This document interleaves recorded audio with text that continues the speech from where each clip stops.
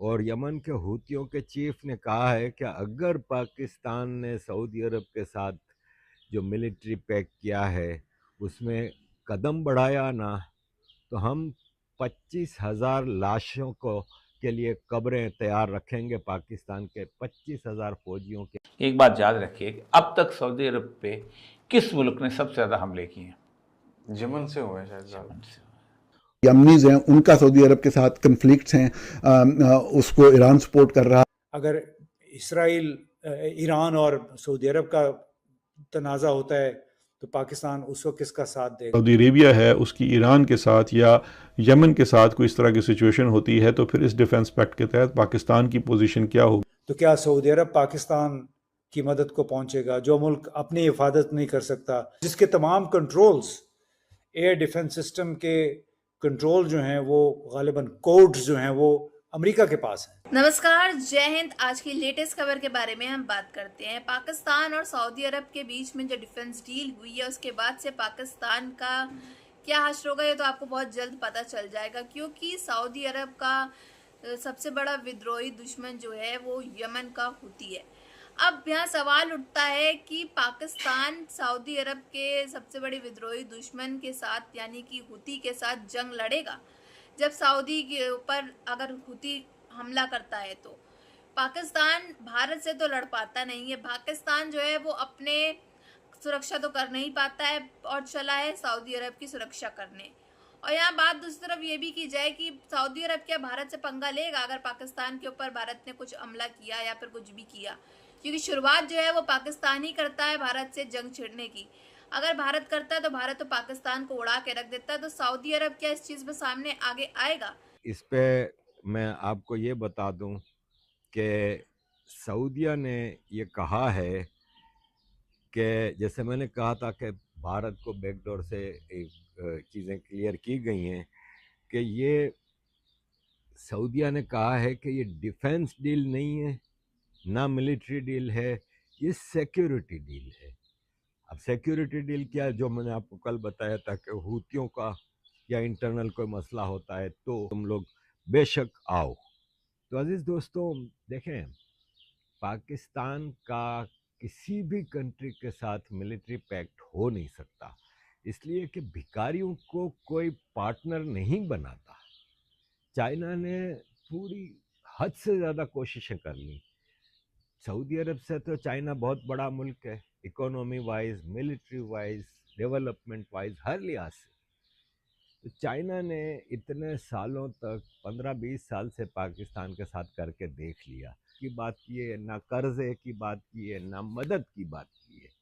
Saudi अरब ज़्यादा से ज़्यादा यही करता है कि भाई वो $3 बिलियन, $5 बिलियन जो तुम कर्जे पे लेके गए थे ना, उसकी तारीख आ गई है, चलो हम 1 साल और बढ़ा देते हैं। इसके अलावा सऊदी अरब कुछ करने को तैयार नहीं है। इसलिए कि आप खुद ही सोचें, यहाँ से 3 घंटे की 2.5 घंटे की फ़्लाइट है, अगर जेट फाइटर्स के ज़रिए भी की जाए, 5,000 5,500 किलोमीटर का फासला है। गालिब डिफेंस सिस्टम और एयरफोर्स बनाई हुई है। तो जो मुल्क अपना दिफा नहीं कर सकता है, अब ये इसकी दूसरा पहलू है कि वो पाकिस्तान का दिफा कैसे करेगा, क्योंकि कल से जो खबरें गर्दिश कर रही हैं उसमें यह कहा गया है कि पाकिस्तान पे जारहियत को सऊदी पे जारहियत तस्वुर करेगा एंड वाइस वर्सा, यानी दोनों मुल्कों में से किसी एक पे भी अगर गैर मुल्क की जारहियत हुई तो वो उन पे दोनों पे हमला तस्वुर किया जाएगा। जो मुल्क अपनी हिफाजत नहीं कर सकता वो 4-5 हज़ार किलोमीटर दूर बैठे मुल्क की हिफाजत क्या करेगा, और जिसके तमाम कंट्रोल्स एयर डिफेंस सिस्टम के कंट्रोल जो हैं वो गालिबन कोड्स जो हैं वो अमेरिका के पास हैं। तो ये मुझे कोई बात वो जचती नज़र नहीं आ रही है कि क्या मुत्तहिदा अरब अमारात, सऊदी अरब के जो बेहतरीन दोस्त है भारत, इंडिया, उसके साथ के ये बहुत सारे सवालात हैं। मैंने अपना वीलॉग भी किया था, आपको मौका मिले अपने जावेद हसन साहब के साथ दोस्तों से कहे आप वो भी देख लें, उसमें भी हमने ये सवालात उठाए। ज़्यादा हमने सवालात ही उठाए हैं इसलिए कि मुझे तो बतौर पाकिस्तानी पाकिस्तान की फिक्र है। क्योंकि अब तो सऊदी अरब से भी हमले होंगे, चाइना से भी हमले होंगे, तुर्की से भी हमले होंगे, आजरबाईजान से भी हमले होंगे और सऊदी अरब। 3 मुल्क पहले ही पाकिस्तान के साथ थे, अब चौथा भी मिल गया। तो आपको नहीं लगती कि पाकिस्तान का दिफा मजबूत हो गया? इंडिया तो अकेला, madam, how do you see that? नहीं सर, मुझे लगता है कि सऊदी अरब अटैक नहीं करेगा भारत पे, और अब जरा थोड़ा शायद अमन आएगा। वैसे तो अगर देखा जाए तो पाकिस्तान के साथ तो पहले भी एक कह लीजिए डिफेंस को लेकर एक काम चल ही रहा है, जो हम पहुंच गए होंगे वही सेल करने के लिए। और तो हमारे पास कुछ है नहीं कि हम बोलें कि हमसे ऑयल ले लीजिए, हमसे अनाज ले लीजिए, हमसे शुगर ले लीजिए, हमसे मेडिसिन ले लीजिए, हमें कोई साइंस या टेक्नोलॉजी में कुछ आता है हमसे वो हम कोई लोगों को दे सकते हैं।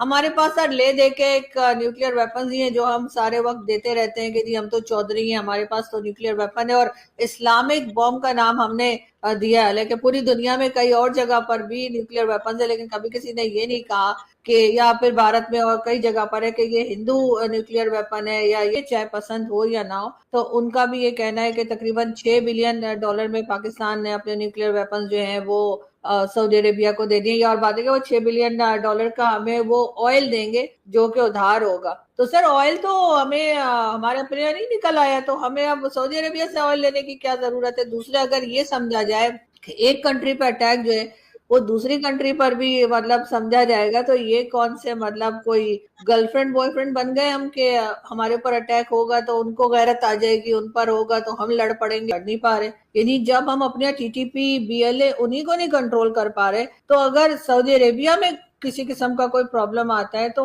हमारे लोग क्या कर लेंगे सर वहां पर? मतलब हम उन्हें, मुझे तो लग रहा है हम सऊदिया को सीधे सीधे जो है ना वो सिर्फ पैसा कमाने के लिए हमने उनको एक रास्ता दिखा दिया है कि वो देखो जी इजराइल आप पे अटैक कर सकता है। लेकिन सऊदिया के तो कई इस्लामिक कंट्रीज के साथ भी इश्यूज हैं। तो क्या अगर जिसमें यमन और कौन कौन सी कंट्रीज लोग अक्सर बताते हैं अगर वहां पे झगड़ा हुआ कि क्या किया है, मैं बात कुछ करती हूँ, मेरी बात को मैं कह रही हूँ कि इंडियन मीडिया को कोट किया है मैंने। आपने कोट किया ना, हाँ इंडियन, हाँ मैंने कहा इंडियन मीडिया का ये कहना है, लेकिन इंडियन मीडिया का हम पूरी तरीके से भरोसा नहीं कर सकते। लेकिन ये जरूर है कि $6 बिलियन का ऑयल लेने की बात तो हमारा मीडिया भी कर रहा है। मेरी एक बात बताएं जरा मुझे, आपने एक आप कह रही हैं बिलीव नहीं करते, दूसरा आप उन्हें कोट भी कर रही हैं। हाँ ये क्या चीज हुई सर? हम बिलीव नहीं करते, हम उन्हें उनकी हर बात को तो आप तो फिर मतलब यू आर क्रिएटिंग कंफ्यूजन, एक बात। और दूसरी बात मैडम, ये इस्लामिक बॉम्ब कहां से आ गया? कब?